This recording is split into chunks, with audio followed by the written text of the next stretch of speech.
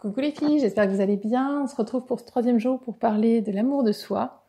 Et aujourd'hui, je vais vous partager un nouveau tips pour venir avancer dans cet amour de soi. Pour celles qui ne me connaissent pas, moi c'est Magali. J'accompagne les femmes et les mamans à venir se reconnecter à leur pleine puissance, à venir travailler sur leur épanouissement en étant en accord avec leur tête, leur cœur et leur corps. Mon objectif, c'est vraiment de vous permettre de venir reprendre le contrôle de votre vie, de revenir actrice, de venir renouer avec votre sphère de pouvoir pour ne plus subir les événements qui se produisent dans votre vie, quel que soit le domaine dans lequel ça se produit. Alors aujourd'hui, j'avais envie de vous partager un second tips. Hier, on a parlé de faire la liste de ses qualités, de ses points forts, de ses zones de génie pour vraiment avoir conscience de tout ça. Aujourd'hui, je vous propose l'inverse, de venir faire le point sur vos, entre guillemets, défauts, sur vos points faibles et de prendre le temps pour chacun de ces points faibles, de ces défauts, de réfléchir aux atouts, aux qualités qu'il y a derrière. Parce qu'il n'y a aucun point faible qui soit uniquement des points faibles en fait. Chaque chose qu'on peut nous reprocher ou qu'on se reproche à soi-même a toujours un côté, un pendant positif. Par exemple, moi, pendant des années, je me suis mise dans la catégorie des timides. J'osais pas parler aux gens, j'étais hyper enfermée. Et aujourd'hui, je me rends compte dans mon activité que ce côté-là, ça m'a permis de développer un grand sens de l'observation et un grand sens de l'écoute. Et ça me sert énormément dans les mamans que je coach à vraiment entendre ce qu'elles me disent réellement, à entendre ce qu'il y a derrière aussi, ce qu'elles me disent, et pas juste me fier au côté superficiel. Et c'est aussi ça qui fait ma force. Quand j'accompagne des mamans, c'est justement ma capacité à aller voir exactement ce qu'il y a derrière, à être pertinente dans mes conseils et dans les outils que je propose.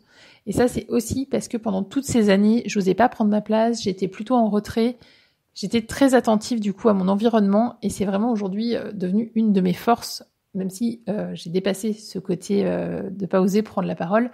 J'ai gardé le développement que ça m'avait permis de faire du côté de ma capacité à écouter et à observer. Mais voilà, vraiment prenez ce temps-là de vous demander si par exemple on vous reproche d'être susceptible ou vous reprochez d'être susceptible, bah, c'est aussi que vous êtes hypersensible. Et quand on est hypersensible, on a aussi un côté empathe qui est vraiment, qui vient là encore vous apporter de la compréhension auprès des personnes qui vous entourent. Ou si à l'inverse on vous dit que vous êtes trop bavarde, bah, c'est peut-être aussi que vous avez cette capacité à nouer facilement du lien avec les autres et à être hyper social. Donc vraiment, il n'y a pas de défaut qui soit un défaut absolu. Chaque défaut a ses qualités, vous a permis de développer des traits de caractère qui viennent vous enrichir, qui viennent vous nourrir.